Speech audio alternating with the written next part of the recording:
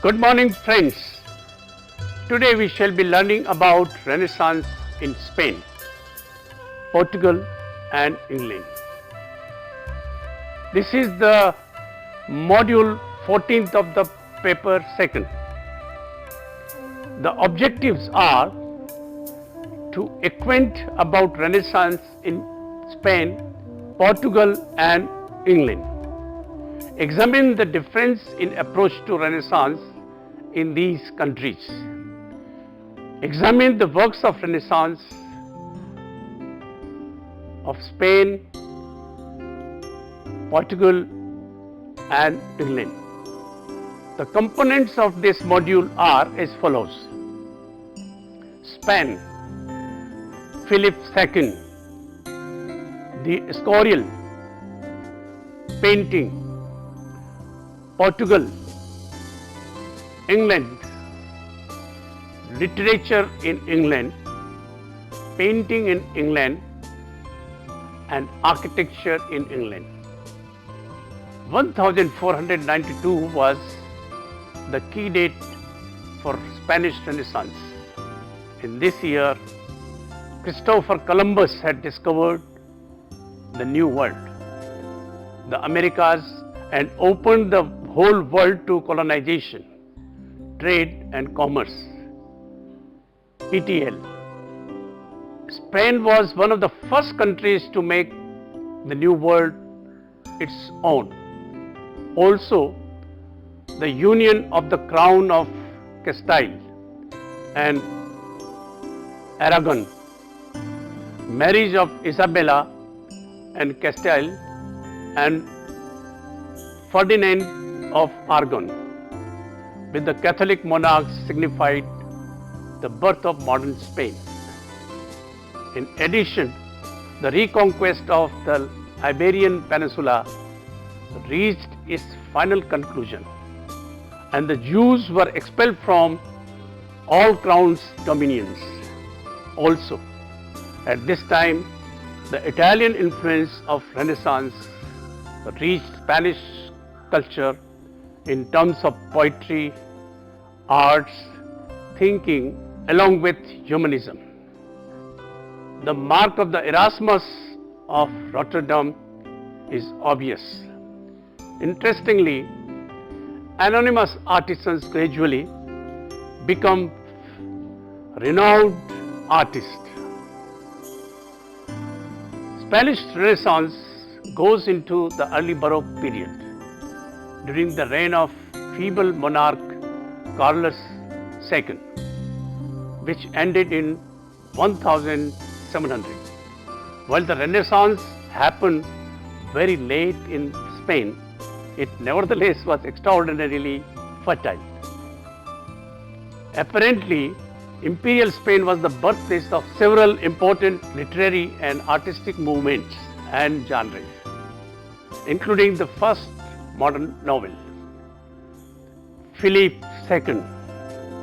During the reign of Philip II, the son of Isabella and Ferdinand, Spain reached its pinnacle of power. He was the ruler of Spain, the Netherlands and the Americas, as well as ruler of Milan, Burgundy and Naples. The phrase, "the sun never sets on the empire," was coined to reflect his dominion. His navy, the famous Spanish Armada, stopped Islam from entering into Mediterranean and secured control of most American territories. However, he could not control the revolt of the northern provinces of Netherlands and the English, who finished his navy in 1588. The bid to punish England for its support of Dutch Protestants fighting against Spanish rule and for stealing Spanish possessions in Mexico and South America came badly unstuck. Although they lost, its prestige had been seriously damaged and its naval supremacy lost. he managed to get Spain and Portugal and the Iberian Peninsula by claiming Portugal in 1580, and it remained part of Spain until 1640. He was also a connoisseur of the arts. He supported artists in Spain, Italy and Netherlands for more than 50 years. As he ushered in the golden age of Spain, he also commenced settlement in Philippines, which were named after him, and established the first trans-Pacific trade route between America and Asia. Escorial. The Escorial was built by Philip II as a great monastery palace complex outside Madrid, partly to comply with his father's direction to construct a pantheon in which all Spanish kings might be buried, and partly to house his court and government. He called Juan Bautista di Toledo from Italy, Michelangelo's supervisor, to work at St. Peter's. The building is a reflection of Bramante's principles, but had many inputs from the king himself. The building's grandeur comes from its overwhelming size, fine proportions, and excellent masonry. Built according to a gridiron plan, the Escorial houses the royal residence, royal monastery of San Lorenzo, a school, a library, and a church, a crypt serving as the royal burial chamber. Painting. Because Spain and Flanders were close to each other economically and politically from the mid-15th century onwards, the early Renaissance in Spain was heavily influenced by Netherlandish painting, creating a Hispano-Flemish school of painters. Leading exponents including Fernando Galloco, Bartolome Bermejo, Pedro Berget, and Joan de Flanders. It is important to remember that Renaissance and Mannerism are difficult to categorize in Spain due to many factors: Italian influences, Flemish painters, regional variations, etc. Valencia was biggest center for Italian influence reaching Spain, as artworks got imported and artists traveled to learn. Fernando Yanez de la Olmodina and Fernando Llanos used features such as delicate, melancholic expressions and sfumato in their paintings.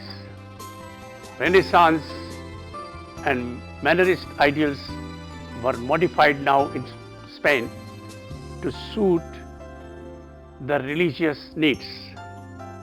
Therefore, very few classical subjects or female nudes were depicted, and the works frequently exhibited a sense of pious devotion and religious intensity, attributes that would remain dominant in much art of Counter-Reformation Spain throughout the 17th century and beyond. Important Mannerist artists include Vicente Masip, 1475-1550, and his son Juan de Juanes, 1510 and 1579. The painter and architect Pedro Machuca, 1490 to 1550, and Juan Correa de Vivar, 1510 to 1566. However, Most popular Spanish painter of the early 17th century was Luis de Morales, 1510 to 1586, called by his contemporaries the Divine because of the religious intensity of his paintings. From Renaissance, he also frequently used sfumato modelings and simple compositions, combined them with Flemish style precision of details. His subjects included many devotional images, including Virgin and Child.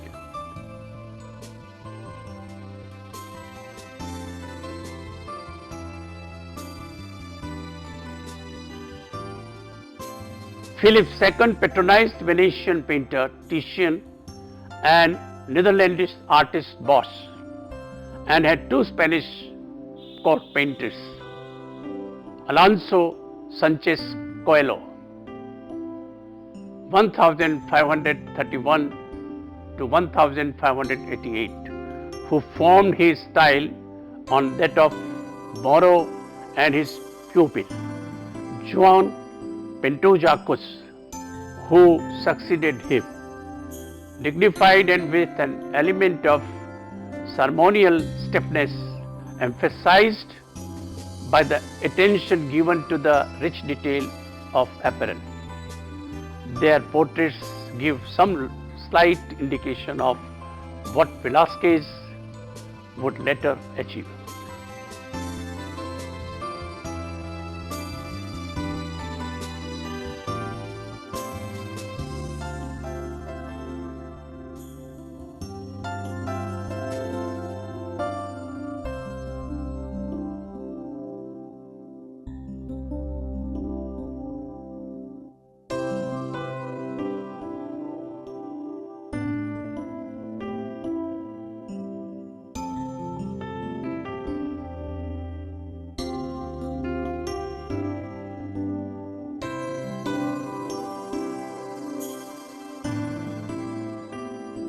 The 16th century in Spain saw a great battle of religious beliefs.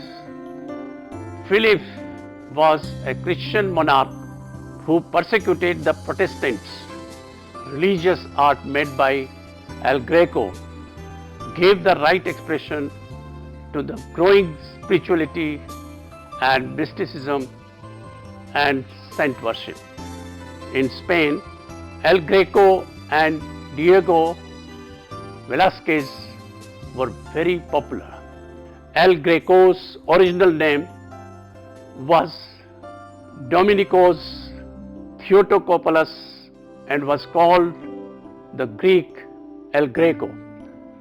He was trained in Byzantine painting and learnt under Titian as well.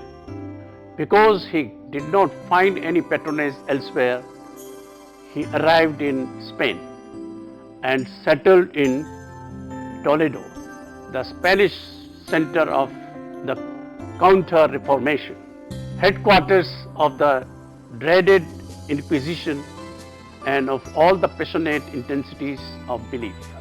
Look at the masterpiece, The Burial of Count Orges, painted about 1586 for the Church of Santo Tomb at Toledo. The painting employs Mannerist devices and unites celestial movement and space with the static austerity of the mourners. A row of icons, as might imagine them, though each bearded face contains its own suggestion of an inward violence of feeling kept sternly under control. The entire frame is filled with figures, removing any differences to space through the use of light emanating from Christ. He has differentiated between heaven and earth. Let us look at some more of his works.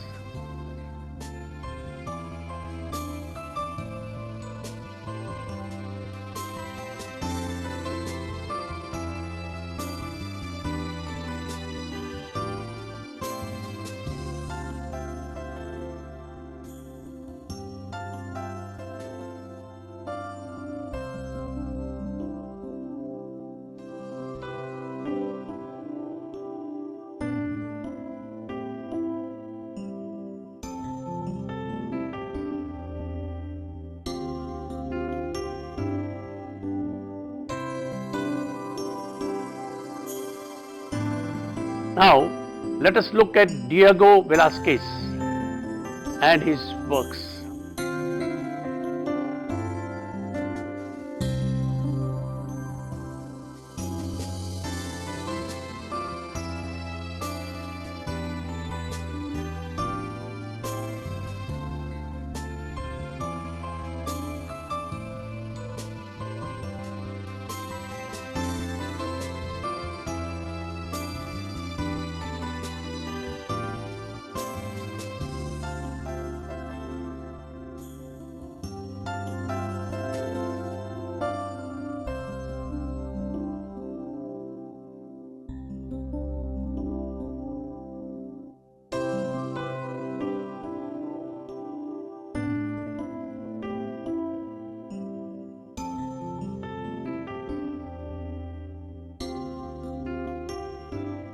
Portugal. Portugal, like Spain, was in the forefront of discovering the New World, and its empire extended from Japan to Brazil and from Azores to Goa. After the rounding of the Cape of Good Hope by Bartolomeu Dias in 1487 and the voyage of Vasco da Gama, India became the point of departure for the establishment of maritime empire in Asia. As the pioneer in scientific discoveries, Portugal was full of experts in astronomy, mathematics and naval technology, making it the technical and scientific capital of Europe.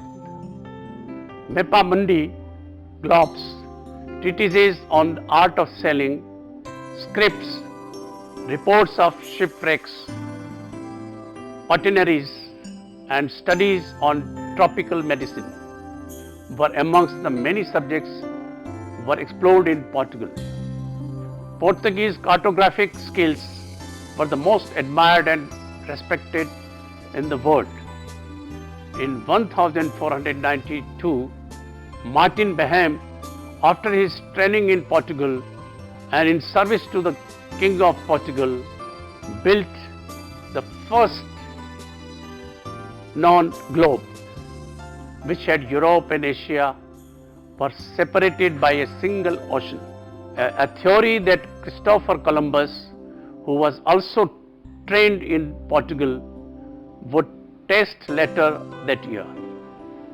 There is not much of repute to discuss in the visual arts, though we know that Portuguese painting was primarily religious in nature and portraits dominated the scene. Influenced by the Flemish style, Portugal had many schools of painters, and these schools would take credit for any work of art rather than a particular artist. Now, we may spend some time on architecture. Like Spain, again, Portuguese architecture was largely the continuation of Gothic style, of which version is the Manueline style. The monastery of Jesus of Setúbal is first known building to be done in Manueline style, heavy Gothic and light neoclassical influence by the architect Diego de Bottega. Francisco de Arruda Belém tower and chapter window of the convent of the Order of Christ in Tomar are some of the most famous examples of Manueline style and Portuguese Renaissance architecture in a whole. The Quinta de Bacalhau and Casa de Bicos are good examples of strong classical Renaissance style palaces which still hold Manueline tendencies. The Hermitage of Nossa Senhora de Consico in Tomar by Diego de Torralva is an excellent example of pure Renaissance classical architecture from the Portuguese Renaissance. England. Renaissance in England also came a century later than Italy. It was the Tudor dynasty and Henry VIII who brought Renaissance to England. He tried to compete with the wealthy court of Francis I. What happened was that music, literature and architecture flourished during this time. But painting was not of much consequence. In the beginning of his career, he was loyal to the Pope, but when he refused to annul his marriage to Catherine of Aragon, Henry broke with Rome. England has remained a Protestant country since then. Of course, Mary had returned to Catholicism, but accession of Elizabeth in 1558 confirmed England as a Protestant country. But it was only during the Elizabeth times that English Renaissance was in its full form. Elizabeth was such a powerful ruler that her age from the last decades of 16th century is called the Elizabethan age. Literature in England. By this time, Edmund Spenser's The Faerie Queene had a greater impact of English vernacular literature. The printing press had already done its magic. The theatre scene in England was most profound. Names such as Christopher Marlowe, Shakespeare and Ben Jonson belong to this age. Typically, the works of these playwrights and poets circulated in manuscript form for some time before they were published. And above all, the plays of English Renaissance theatre were the outstanding legacy of the period. The English theatres always had full shows, and a wide range of public would see all shows in London. Philosophers and intellectuals included Thomas More and Francis Bacon. All the 16th century Tudor monarchs were highly educated, as was much of the nobility, and Italian literature had a considerable following, providing the sources of many of Shakespeare's plays.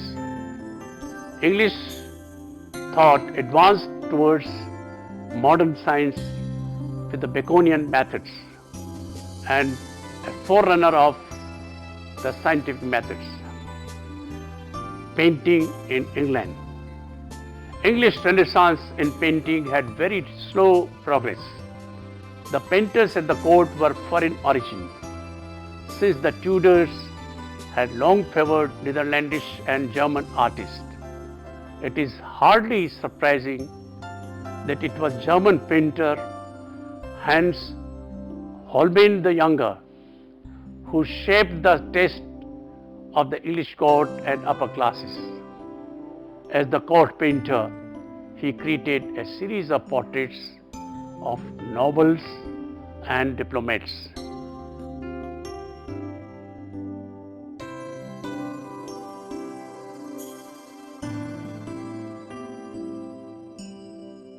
Embossing on the sheath of the dagger tells us that D.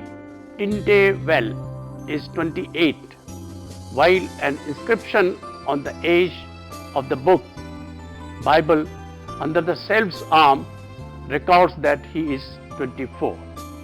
The globe was polished.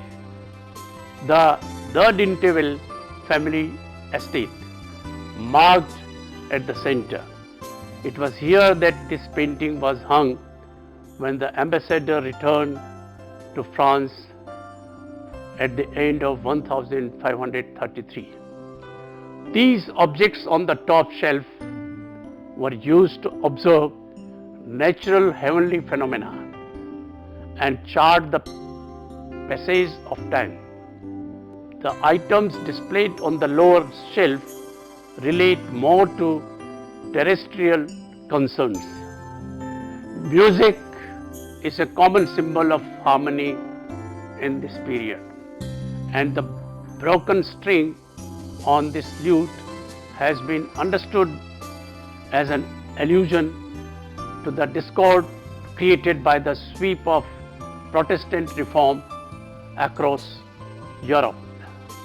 This bizarre but prominently placed skull, as well as the skull badge that appears on de Dentivelle cape, reminded viewers of their own mortality.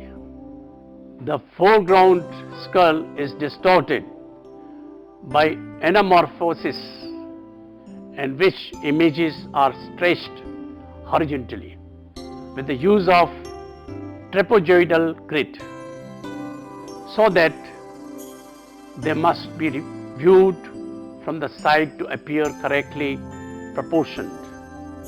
This payment, known as cosmetai, work after the 13th century Italian family that specialized in it, is copied from the floor in the Westminster Abbey and may proclaim the ambassador's involvement in a holy enterprise of reconciliation. The artist signed the painting on the left edge of the floor. Johannes Holbein Pinchbat, 1533. This is a Lutheran hymnal published in 1527, open at one of the Luther's best known compositions, Comme le Ghost, Our Souls Inspire. Neither man was Protestant, but some of these elves contemporaries saw him as sympathetic to the cause of the reformers. Let us now look at the portrait of Elizabeth. She was very particular about the way she was portrayed in the paintings. Made by the Flemish Marcus Gerards the Younger, the full-length figure of Elizabeth, more costume than body, stands supreme on a map of her realm, with her feet in the Oxfordshire near Ditchley. The stark whiteness of her elaborate dress and the pale abstraction of her severe face assert the virginal purity that she cultivated as a part of her image. A storm passes out of the picture on the right, while the sun breaks through on the left. It is as if the Queen is in control not only of England but of nature itself. The biggest English contribution was the portrait miniature, which essentially took the techniques of the dyeing art of the illuminated manuscript and transferred them to small portraits worn in lockets. Though the form was developed in England by foreign artists, mostly Flemish like Lucas Hornbouts, by the late 16th century natives such as Nicholas Hilliard and Isaac Oliver, produced the finest work even as the best producers of larger portraits in oil were still foreigners. The portrait miniature had spread all over Europe by the 18th century. Architecture in England. As Henry and his successors granted titles to rich landowners, they took on extensive building projects, constructing lavish country residences, which sometimes surpassed the Flemish chateau in size and grandeur. The first architectural manual in English published in 1563 was written by John Shute, one of the few builders who had spent time in Italy. Most influential were the treatises on architectural design by the Italian architect Sebastiano Serlio.